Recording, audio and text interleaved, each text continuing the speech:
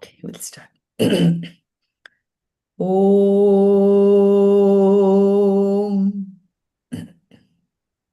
Om.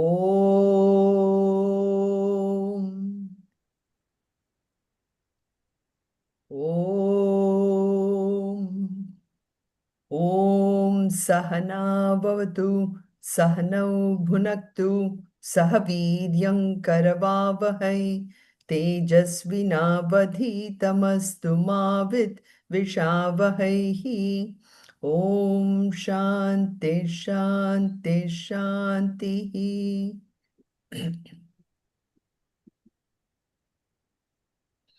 So who wants to start? Om Parthaya Pradibodhitam Bhagavada Narayane Swayam Vyasena Kratitam Purana Munina Matye Mahabharatam Atvaidamrita Varshini Bhagavadim Ashtadashatyayinim Ambatvam Anushantadami Bhagavad Gite Bhavadvekshini नमोऽस्तु ते व्यास विशाल बुद्धे पुल्लारविन्दायत पत्र नेत्र येन त्वया भारत तैलपूर्णः प्रज्वालितो ज्ञानमयः प्रतीभः प्रपन्नपारिजाताय स्तोत्रवेत्रैकपाणये ज्ञानमुद्राय कृष्णाय मृदुदे नमः। सर्वोपनिषदो गावो दोग्धा गोपालन् अनन्तन पार्थो वत्स सुधीर्भोक्ता दुग्धं गीतामृतं महत्. Oh, sorry, I thought we had to chant the whole Gita Dhyanam. Sorry. No problem, no problem.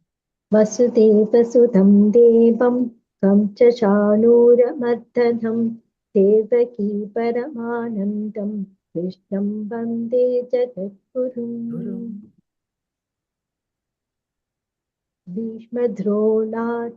भीष्मद्रोणदटा जयत्रजदला कान्तारलीलोद्भदा शल्याकृहागवती कृपेण वह्निकर्णेन वेलाकुला अश्वत्थामविकर्णघोरमकरा दुर्योधनावर्तिनी चोटीन खलु पाण्डवैर्गणनति कैवर्तककेशवा.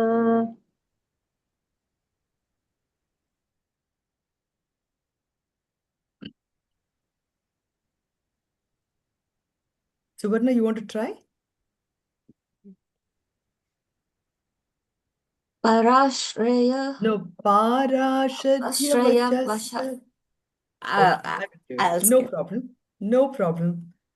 Anybody else? पाराशर्यस्य सरोजममलं गीधार्थगन्धोत्कडं ज्ञानाख्यानककेशरं हरिकथा सम्बोधनाबोधितं लोके सज्जन षट्पदैरहरः पेपीयमानं मुदा भूयाद् भारत पङ्कजं कलिमलत् प्रभ्रंशिन श्रेयसे मूखं करोति वाचालं पङ्गुं लङ्घयते गिरिं यत्कृपादमहं वन्दे परमानन्दमाधवम् यं ब्रह्मा वरुणेन्द्र रुद्रमरुतः स्तुन्वन्ति दिव्यैः स्तवैः वेदैः साङ्ख्यपदक्रमोपनिषदैः गायन्ति यं सामका ध्यानावस्थिततत्कदेन मनसा पश्यन्ति यं योगिनः यस्यान्तं न विदुः शुराशुरगणाः देवाय तस्मै नमः। सर्वधर्मां प्रतिज्ञ मामेकं शरणं व्रज अहं त्वां सर्वपापेभ्यः मोक्षयिष्यामि मा शुचः. Very good. Thank you. Thank you very much. Now we'll move on to the 13th chapter.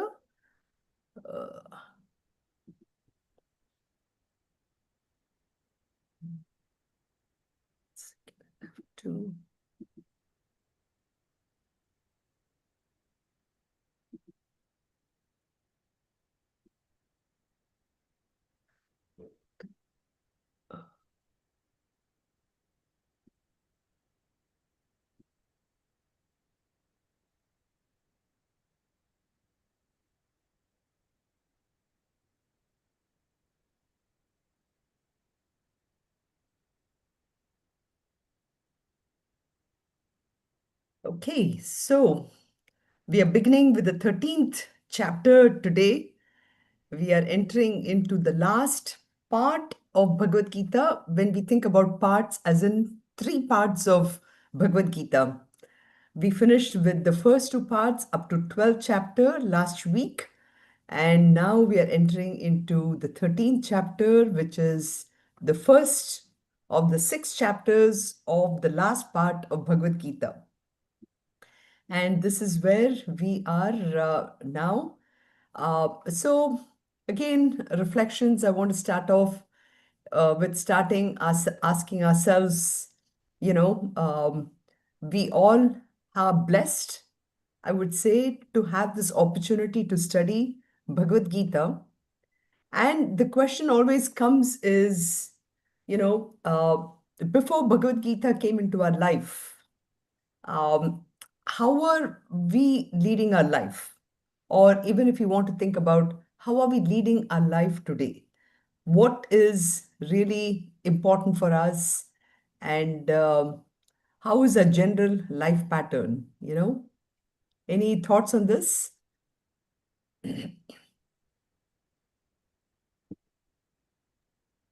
Hariom,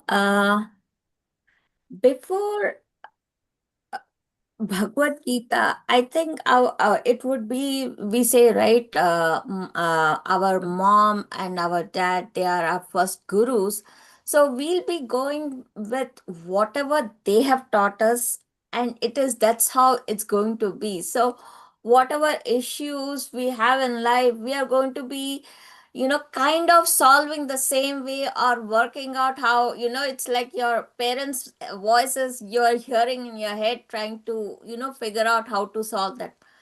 But as we enter into Bhagavad Gita, along with the parents' voice, you're starting to actually hear the Lord's voice too. Maybe it is through the parents' voice, I don't know, but you start to hear, okay, there is also, you have to think more than this, there is more than what you have been taught. So that is definitely like, it's just not you, there's more than you, there's a lot more than you that's out there. So you have to think about thinking outside of the box, forcing yourself to think more than about you. That is something that I definitely, it was like, it's like an eye opener for me. That is what I would, So you're my already experience. touching upon where Bhagavad Gita has already led you to, which is great. But I'm looking at, if we didn't really have the Shastras in our lives, how do we really lead our life? Like a normal person in the world. What do you think? Generally, if we really didn't have this manual of life called Bhagavad Gita, I'm specifically not touching about what Bhagavad Gita tells us, but imagine if I didn't have a manual. Imagine if I didn't come with a manual. You know, what kind of experiences do we go through in life? What matters to me the most? If I did not have anything in life at all, I see and I experience, right? So, in that kind of a world, because Bhagavad Gita and all our spiritual texts, they really go into very subtle aspects which are not very apparent when we look at something, right? When we look at it, when I look at the world, do I really see Ishvara in the form of the world? Not really, right? I basically see the stores, I see the malls, I see my workplaces, I see my family, of course, right? So that's what I see today, right? So any thoughts on those lines?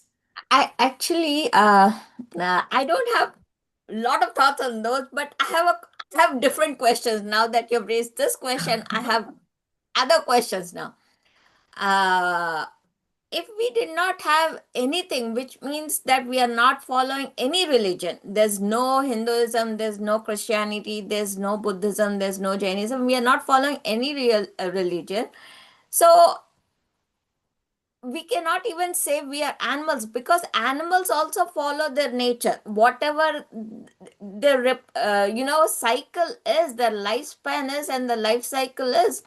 We know from all the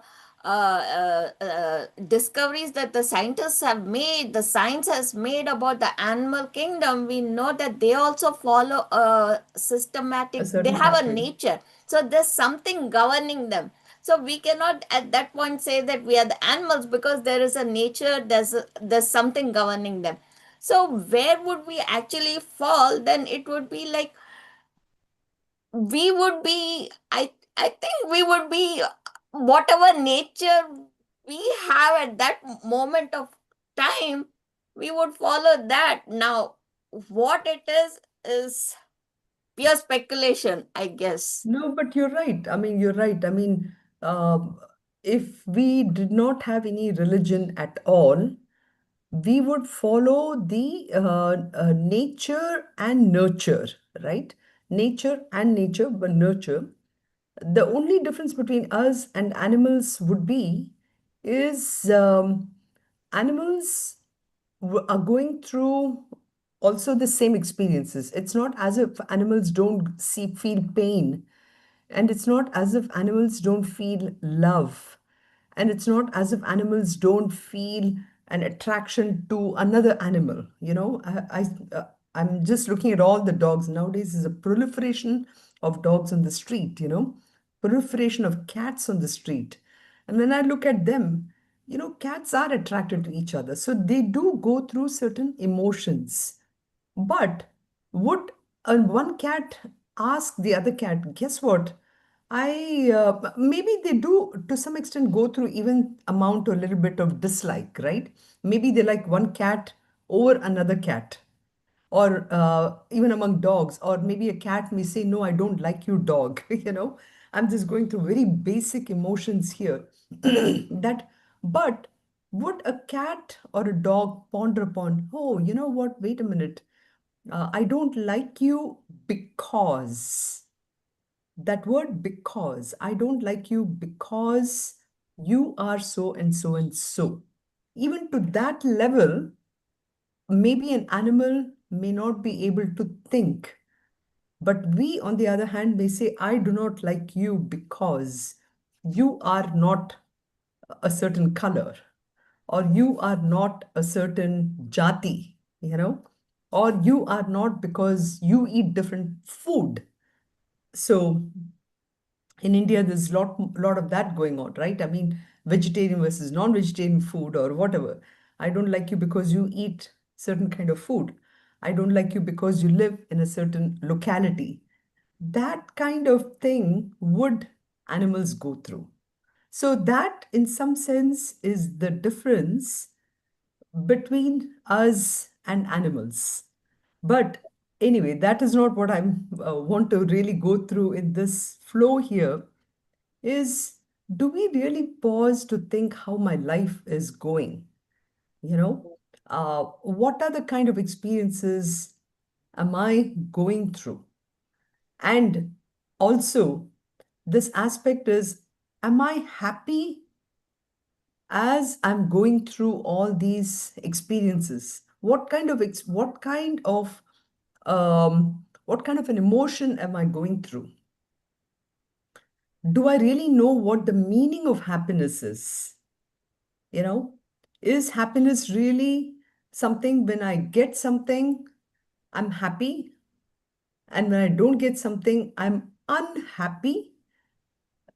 Or do I recognize happiness as an emotion which, no matter whether I got something or I did not get something, I'm still happy, which I define now as being a different state of mind or balanced? So, so these are kind of, the basic fundamental questions, which if I'm not a dog or a cat, I might still ask myself, if I sit and ponder upon it. Although I have to be honest, I don't think we even sit and ponder. We don't even have time to sit and ponder, because the minute I sit and I say that I'm going to, take some time out and reflect, then what happens is the phone, which is there next to me, is screaming for my attention. So my life today has become so fragmented. My life has become in such a way that I'm drawn to something or the other, and I'm unable to even sit and think. You know, maybe dogs and cats have a lot more time that way to sit and think because they're not bombarded by all these gadgets, they're not bombarded by what is happening in the world. In that sense, they are in a much superior state. We, on the other hand, are bombarded with so many things. I don't even have time to think whether I'm happy or unhappy, or I don't even have time to think whether, what am I going through? Am I really all these objects and emotions and objects and situations and people and time and everything? Are they really influencing my life? Am I becoming dependent on them? As one beautiful article that I read just recently is, who is in your thoughts? And uh, it depends upon how many things I'm allowing into my mind and allowing that to influence me is how I'm leading my life today. So that is why the question I am asking myself is, how are we leading our lives? What kind of experiences am I going through? Do we have a proper definition for happiness? And coming, if I can even sit down and think through a lot of these things, if I can even take some time out, shut myself for 1 week, go to one of these cabins up in the north or whatever, and don't have my device at all with me, my phone, what do I do? Would it lead me to think about myself? You know, will I get to that state? Will I get to really, who am I? Am I this Suvarna? Am I this Sunitha? Am I this mother? Am I this wife? Am I this daughter? Can I go beyond that? Can I actually go beyond that aspect of, okay, I may not think I'm all these roles, but can I even think about this fact that I'm this physical body, mind, intellect, which is thinking about beyond what a dog and a cat can? Can I get to that level and stay at that level without associating myself with all these roles that I'm playing? Can I even do that part of it? And can I just stay there for some time? And then from there on, can I start even think beyond my body, beyond my mind, beyond my intellect? Can I really get to the state of, who do I really think I am? I'm putting forth all these really powerful questions again and again, and especially in the start of this next 6 chapters, which is really going to solidify a lot of learnings for us. So these are the most important questions that we really need to ponder upon, think about, even as we are completing to the last, many of us, I'm saying, who are in this particular group of Bhagavad Gita here, we are coming to the last third of our chapter of our lives, you know, and we have to gift ourselves the time to think and ponder upon all these questions. Because, now that we're in the last third of our lives, we do not know when, we are going to exit the world. And before we exit the world, we have to take some time off to think on all these questions. Who do I really think I am?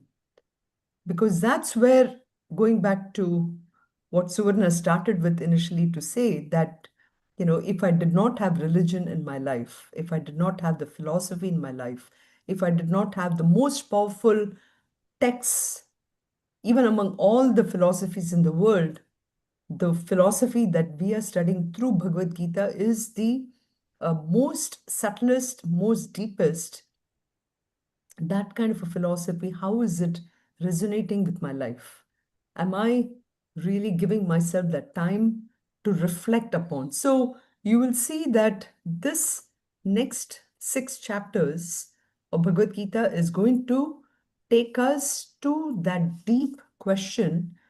And that deep question is very much needed, not only for people like us who are going to exit out of this physical body at some point, but it is also very, very important because that is the one and only solution for pretty much all the problems that we're going through in our lives. Because if I truly understand the last question that I've written there, who do I think I am? If I truly understand my nature, then I will understand that all this happiness and sorrow that I'm going through are either tied to the roles that I'm playing, or it is tied to the equipment itself through which I'm transacting the world. So it's only there that all these problems are. Do you agree? That's all there is. It's only in the koshas. When I say koshas, all these 5 layers, or it is in all the roles I played. The minute I think I'm the mother, I worry about my daughter. I worry about, all this. The minute I think I'm my daughter, the minute I think I'm the mother, then the minute I think I'm the daughter, I worry about my parents and everyone. The minute I think about the fact that I'm a particular worker, I worry about the projects and I worry about my job and I worry about my promotion. I worry about all my coworkers, who they are, what they're thinking. So I need to start to detach myself from all these roles I'm playing and the things and my physical equipment, my body, my mind, which is driving everything, and my intellect, which is being influenced by all the experiences that I have put into my mind. So that's what this whole thing is all about. So this is very powerful, as some things that you can also just think about each of these questions whenever you have time, by keeping the phone far out and taking the time to even write for each one of us, a journal to write for each one of these questions and see what I'm going through. And maybe, as Meena does it so beautifully, she writes down everything and she'll go back after 2 years and refer to it and then see, what did I write at that time. These are things Hari that is great. Om. Yes, Meena, please. So when I look into, 100% what you said is absolutely correct. But when you look into all these questions, for example, the third question, it says, "Are we happy?" Yes, we are happy, because Krishna says, "Whatever you're going to get, you'll get it. Whatever you are not going to get, even if you beg for it, you're not getting it." So after coming to 12th chapter, that's what you asked. What did you learn in your life? Yes, first of all, bhakti. Normally we used to go to the temple and then see all the deities and come back, but now we know what exactly bhakti is.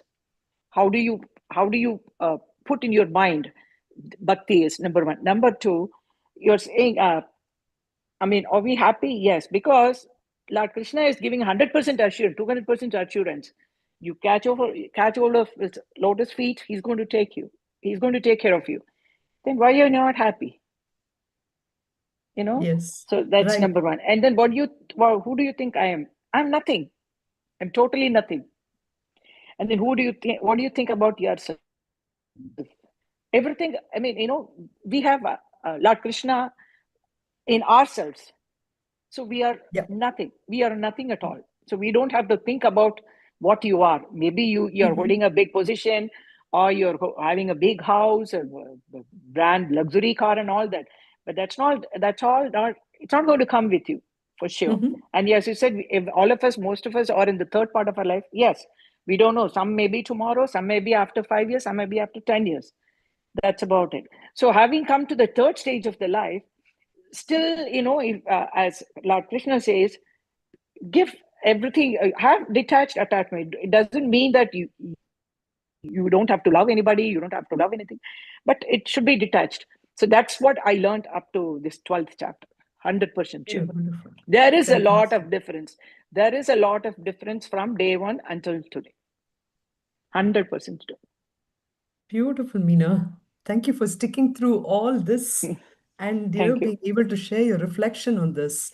And it is Because this, all by your thing, because you said, yes, no, I no, think no, it is even all now, gurus. It is all the even gurus. even now, these 5 points I have noted down. So I'll keep working on it. As you said, whenever I get time, I'll put my phones away, my computer, office computer, everything away. If you keep thinking about it, definitely you'll get more good and quality answers. And what we have to do, at least if we live all these years, at least from now on, what we have to Right. concentrate. So thank you so much for these questions. I've noted them already. Thank you, Meena. Mhm. Very, very nice that you could share the same three questions, number 3, number 4, and number 5, like you defined it. When you write your answers today for it, and even after we go through the 13th chapter, maybe if you can go back and again answer the same, maybe I should also remember to put the same questions after the end of 13th chapter. It would be good because you will see the same question, you will now answer it in a little more subtler way. For example, when we said, are we happy? Yes, we are happy, but the bigger question is, am I happy every moment of my life? Yes, if I have Krishna next to me, I will say, yes, I'm happy because I know Krishna is taking care of me. I'm only an instrument. But even with that, can I 100% say that? If I can truly say that, then yes, I have totally understood who I am, what is, my relation to Krishna, and how Krishna is guiding me completely, and Krishna is in me. I'm in Krishna, all this becomes extremely apparent, which is where the last second part of the chapter was, the second part of Bhagavad Gita, where in ninth chapter, I'm in them, they are in me, that those kind of things will immediately kick in. Thank you again for sharing. Anybody else want to Thank you, share Hari anything? Om. Hari Om.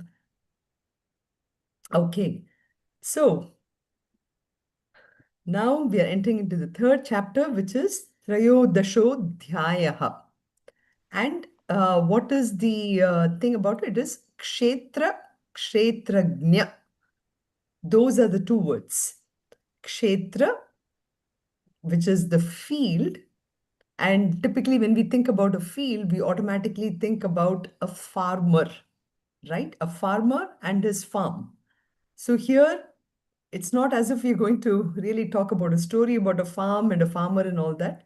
But you will see these words are very powerful, and we might be spending 1 or 2 lectures on just the first 2 shlokas, trying to understand the kshetra and kshetragnya.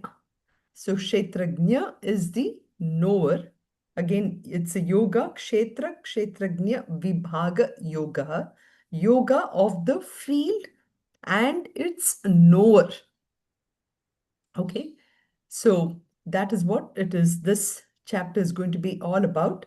So let us kind of see, how far have we come along. So let us kind of, take a stock, if you will, of everything that we have learned in the Bhagavad Gita without going too much into details. But, like for example, in the first 6 chapters, we started with the plight of Arjuna. You know, we looked at, how Arjuna, who was such a great warrior, he gets totally stumped. He is totally loses himself, you can say that. And therefore, Krishna's job at that moment in time was to first bring Arjuna back to where he was, to literally to start, take him out of that complete misery and at least tell him who he is really. So the first 6 chapters was focused really on revealing for Arjuna what his true nature is. It's not, I mean, first of all, he had to get him completely out of his misery, which, as I mentioned earlier, the misery or happiness lies only in the koshas. No, I'm sorry, not in the koshas, in the roads. So here, Arjuna playing the role of a warrior was going through so much amount of this grief. So Krishna had to first focus on him, telling him that he is not the warrior. So Krishna was focused on revealing to him that, hey, you are Arjuna. And what are you as Arjuna? You have to now do your dharma of as a warrior. So in the first chapter, Arjuna was really caught in this web of grief and delusion. So he considered himself, these roles that, he is a father, he's a cousin, he's a student of Bhishma, you know. So then Krishna reveals to Arjuna that his nature is really not even that physical body that through which he's transcending, but he's actually even beyond that. He is actually that infinite, eternal essence. So he guides Arjuna one step at a time to make him understand this. He really brings his understanding first by, of course, telling him that he's his warrior, what is his duty, what is his dharma. And when we talk about what is dharma, the aspect of karma came about. So we understood what is karma yoga. And then from karma yoga, then slowly we got into what we call this as in the fourth chapter, the karma sannyasa yoga, about how ultimately whatever we do, we have to do it in the form of, as Meena rightly put it, in the form of detachment. So that is what karma sannyasa yoga is. And finally, by the sixth chapter, we understood what is dhyana yoga, meditation, yoga of meditation, because it's only through meditation or only the seat of meditation for people like all of us, where we can at least come in touch with our true nature. So it's only in meditation that I can actually experience this Sunitha that I think about, this Sunitha ego, this ego, which I call as Sunitha, is really not that this, but is actually a witness of my body, mind, intellect. It's not that I am the body, mind, intellect, but I am witnessing my body, mind, intellect. So that Sakshi Bhava, if you will, so that is what we ended up with the first 6 chapters. Then the question is, if I leave it just at that point, I will think that, I am this Sakshi of my physical body, my physical mind, and my physical intellect. So, what good is that?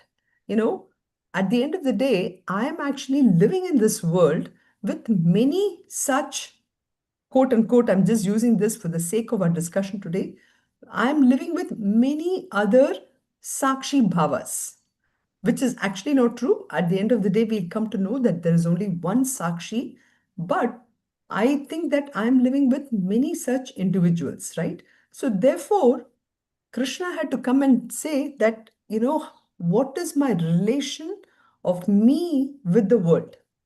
Jiva Jagat. So, what is my relation with Jagat? And that's where this concept of God or Ishvara is brought in. So, Krishna then focuses on revealing the true nature of the world in which we live in. So, it is almost like an expansion of me as this individual consciousness or Sakshi with this body, mind, and intellect. Now, my expansion into this whole world. So I am not just this Sakshi living in this physical body, but I am that Sakshi living in every physical body, mind, intellect. So normally, when the first question, that's why I put it up there, how are we leading in this world? We lead in this world today Like, we think that, okay, I, Sunita, am interacting with this physical body, physical thing called this book. And I am reading the book. So this book is different from me. That is how we think about this. So and I think that I'm reading something else, and therefore this individuality in me is always through, in and through every experience that I'm going through. This is how I'm leading my world. So we think of the world as nothing but matter in different forms, correct?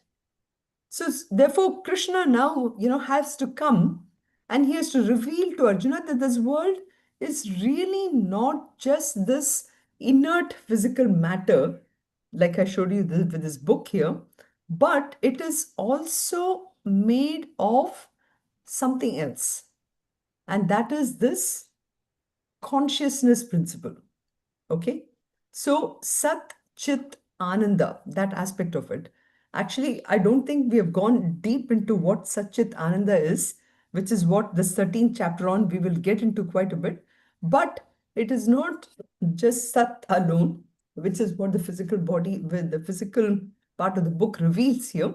But there is something called Chit, or the consciousness principle. So Krishna reveals that the body, this whole world is comprised not only of matter, but also of this life-giving consciousness. I know English words are very limiting. The minute I say life-giving consciousness, I immediately associate this with, oh, if I'm living, then that is life, right? And giving, so consciousness is only in the things that are living, that is breathing. So, what are living matter? Immediately we try to get into this aspect of, oh, the tree is living matter, the animal is living matter, the human being is living matter. So, that is how we limit our minds. But in reality, it's much, much more than that. So, this is where, from the 7th chapter onwards, you see that, Krishna starts to reveal that this world in which I'm living in has got two aspects. One is the lower aspect, and the other one is the higher aspect of, and so we call this of Prakriti. And then he reveals that this Prakriti, which is this entire world, is nothing but the power of Ishvara. And therefore, Ishvara is there in all, and everything is in Ishvara. So, this whole world that I see is the lower aspect of Ishvara. And in this aspect, he is really the, we would call this as the, because we look at everything around me as materials. So, immediately, Ishvara is the material cause. And the classic example which is given in Vedanta is about, a pottery. Pottery which has the material, which the clay, and then we have the maker, who makes the pot. So here he is the material cause for all this raw matter. In Vedanta, of course, those days life was simple. Everything was, in relation to pots and pans, and which is made of mud. But now think about everything else, including our computers and all that. So Ishvara is the material cause of the raw matter, as well as we call this as an efficient cause. Efficient cause indicating that he is also the maker. Because if he didn't put his mind and thought and everything into it, the pot would not have been there. It would have been just a lump of clay. But Ishvara takes the lump of clay, makes that into a small pot, big pot, square pot, round pot, all these things. And that is because he's exhibiting the efficiency, or the intelligence, if you will. Okay, so that is the efficient cause or intelligence that has really created the entire universe. So the true world nature of the world is of Ishvara, who is the Adhisthana. We call this as a substratum. Everything I see in this world, which is material, no matter what it is the substratum. So that is what from seventh chapter on, all the way to seventh, the 10th, of course, talks about the glory. Then the 11th chapter, of course, is all about the Vishwarupa, expands from the smaller glories, which 10th chapter, like when I say smaller glories, even Grand Canyon or Niagara Falls, which are so huge, which are nothing but the vibhutis of the Lord, are small compared to the entire universe, which is the Vishwa Rupa. So that is what was revealed in the 12th and the 11th chapter, right? So now, having gone through almost 12 chapters, and of course, 12th chapter was very beautiful because it really talks about the gunas and everything which is needed for us to purify our mind so that we can actually be able to even grasp that Vishwarupa. So, having revealed all this, one would say, why do I really need another 6 chapters? Isn't this over? The story is over now, isn't it? Here I am as an individual, and then I have this entire world in which I'm transacting. It should be over, right? So, we do need the 6 chapters because our mind, okay, our inner mind, if you will, which is a mind and intellect and etc., they still have a lot of like sort of vasanas, vasanas, or you might say as our stock of unfulfilled desires, and that tends to sway our mind or agitate our mind, which we call this as vikshepa. Okay, vikshepa is the tendency of the mind to go from one thought to another, which is directed again by my own vasanas. For example, I get up in the morning. If I'm always a coffee drinker, and if I'm always, I have this particular seeds that I buy from Costco, not Costco, Kroger or Myers or whatever, that is fine. But if I also like tea, and if I once in a while, if I come to India and somebody tells me about some other coffee brand, so you see how Vikshepa is the ability of the mind to keep jumping from one thing to another. Now, that is one part of it. And the second thing is avarana. Okay, so these are technical terms, but these are very important things. Avarana is the veiling or covering that hides the understanding of truly who I am.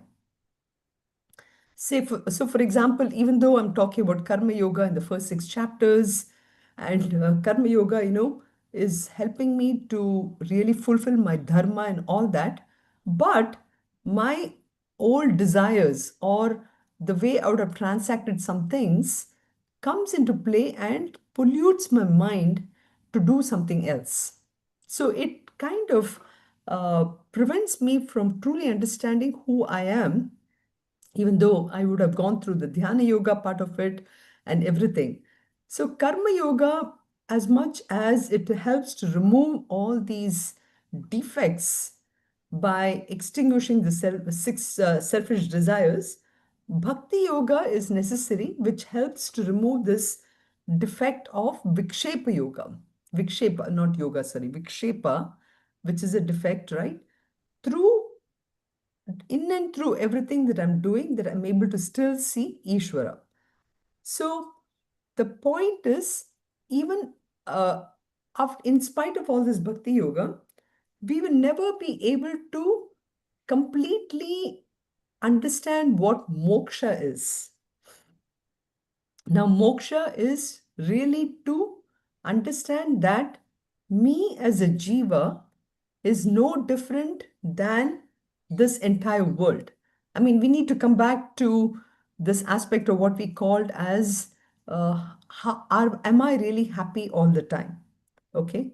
So the point about it is, I can never be happy 100% of the time unless I truly recognize that in this world, there is nothing that can give me sorrow. Okay. Why can nothing give me sorrow? Because I am everywhere. I am the one who's everywhere, and I am the same person who can only be capable of giving sorrow to myself. So if I know that, then I understand that this Vikshepa and Avarana are nothing but all these small impurities which are doing this. Only I can get rid of it. So I need to understand that I am this individual jiva is that same jiva which is expanded into this entire world. I am there in everything. I am in my enemies. I am in my friends. I am in my family. I am everywhere. When I recognize I myself am everywhere, who is giving sorrow to whom? Right? When that realization strikes me, and I totally understand, that is really what moksha is all about. That is self-realization. So this is why we need this next 6 chapters of Bhagavad Gita to go through it. So we started with Tvam, right? The first, if you all remember, this Mahavakya, Tat Tvam Asi, correct? So the 6 chapters is basically removing that avarna, the Tattvamasi, which means you are that. The first 6 chapters reveals the nature of Tvam, which means you or me as the Sakshi or witness to, and the next 6 chapters then is all about Tat, which is that Ishvara, or as I mentioned earlier, the substratum or the foundation. And ultimately, the last 6 chapters reveals basically that the identity of Tat and Tvam. The last 6 chapters reveals the identity of really equality. Tvam is no different than Tat. Tat is no different than Tvam. And Tat is equal to Tvam, or Tvam is equal to Tat. So that is why we need the connection which needs to be established between Tvam and Tat.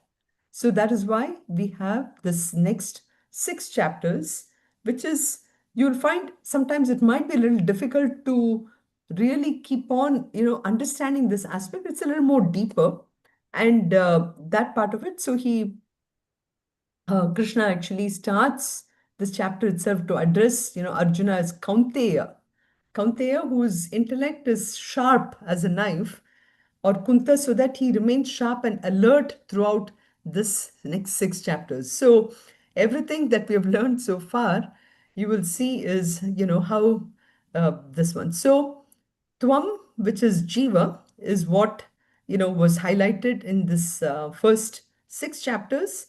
The second topic, the nature of Jiva, we learned that. And then the second topic, which we learned in the first 6 chapters, is about Karma Yoga. And through Karma Yoga, we really try to understand what is adharma, what is dharma and adharma and everything. And from there on, we also learned that ultimately everything is in my own hands. There is no such thing as, okay, Ishvara is there to help me out. But then Krishna wants to point out that everything that I'm going through my life, some of them is predetermined. This is again, a lot of people will say, how do you know that there is reincarnation? How do you know that you were really somebody else in your previous lives? All we have to do is, and this is the beauty of Indian knowledge systems, in Indian knowledge systems, I don't have to prove everything through a microscope or anything it is not about seeing is believing. That is not what our scriptures and all, we talk about ourselves not as this physical gross matter, as how, we science is kind of making us to be, but we are actually a lot more than that. We are the subtle being, and this subtle being aspect of it can be understood only when we look at the diversity in the thought. It's not just the physical step, some of us are short, some of us are tall, some of us are round, some of us, all this, those are all just physical aspects.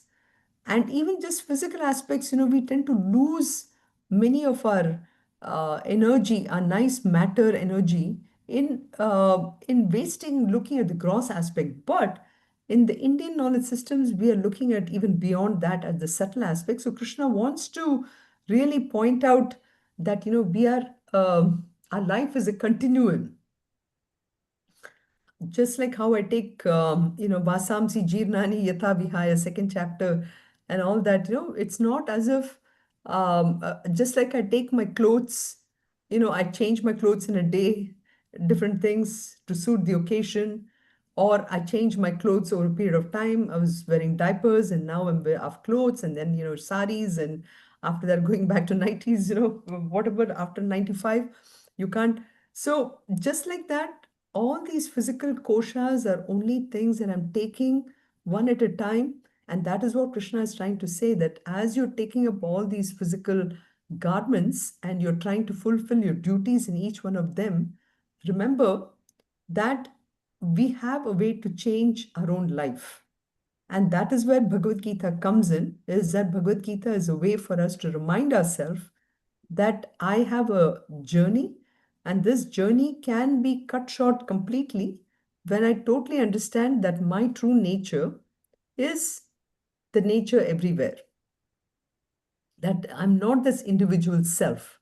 And therefore, Krishna says that no, I have to do my prarabdha is what I come up with, but ultimately, I have to work on my upliftment, which is what this sixth chapter, fifth shloka, Uddhiridatmanatmanam Atmanam Avasadiyet, Atmaiva Hyatmano Bandhuhu, Atmaiva Ripuratmanaha. So this is basically at the end of the sixth chapter we started with. Then in the next six chapters, which is about Ishvara, Krishna focuses on three other important topics. He actually talks about the nature of Ishvara, which is the 7th through 12th chapters, Ishvara, and then the second topic is about meditation upon Ishvara, because this is very important too, right? It's not enough if I just describe everything. I need to start upon my reflection. I need to start about my dhyanam. Earlier in the sixth chapter, Dhyana Yoga was about focusing on that Atman, if you will. Who am I? I'm not the Sunitha, but I'm that Atman. But now I'm looking at the entire world not as a physical body like the book and the pen and the thing, but in and through, I'm actually taking this book and I'm saying, okay, book, you're not the book, you're Ishvara. Okay, I'm taking this thing, you're not the cup, you are Ishvara. Looking at people and saying that, okay, you're not this person, you're Ishvara. Looking at Grand Canyon, saying you are Ishvara. So that is what is the upasana or meditation upon Ishvara. This is why the 10th chapter and everything was brought about. And the 11th chapter, which was about Vishwarupa Darshanam, meditation upon the Lord. In fact, that entire, I'm just picking out one of the shlokas from the 11th chapter, Aneka Vaktra Nayanam, Aneka Bhuta Darshanam, Aneka Divya Bharanam, Divya Neko, uh, Divya Neko Dhyadjudam, So he's trying to show that all this, is this, and Ishvara is always there. But I have to, the last thing is, the third thing is all about Ishvara Anugraha, that even though Ishvara is everywhere, I need to tap into that Ishvara, into this. Like, for example, electricity. Electricity is everywhere, but how can I really get into electricity? It's only by tapping into electricity in the form of a bulb, tapping into electricity in the form of the refrigerator, tapping electricity into this. So I need to tap into that Ishvara's grace for myself. I need to understand that. So this is all up to the sixth chapter. And then finally, in this six chapters that we are coming, we are now going to establish that oneness of the Jiva, in which we saw the Tvam, to the Ishvara, which is this one. So Asi is essentially trying to bring about the essential oneness of Jiva Swarupam and Ishvara, which is called as the Asi Padartha. So, and if I basically rearrange the Tattvam Asi, I'm basically saying Tvam Tat Asi. Okay. So this is what we are coming to be establishing in this whole thing. Okay, in the 6 chapters. So next week, we will go and look at some examples which would be necessary for us, and starting with this example itself. So I have a few things, and before we enter into the chapter itself, so basically that whole thing of Tvam, Tat Asi, we will start to basically understand this essential oneness with this chapter, with this example, and then some more examples itself. Okay, so I had prepared some more, but we'll do that. So there's quite a bit I had prepared for today, but sorry, I took a little bit of time to, and this is why the Kshetram example I wanted to spend quite a bit. And so we'll do up to my the next week, we'll address all that. Okay. सर्वे भवन्तु सुखिनः, सर्वे सन्तु निरामयाः, सर्वे भद्राणि पश्यन्तु, मा कश्चित् दुःखभाग् भवेत्. ॐ शान्ति शान्ति शान्तिः.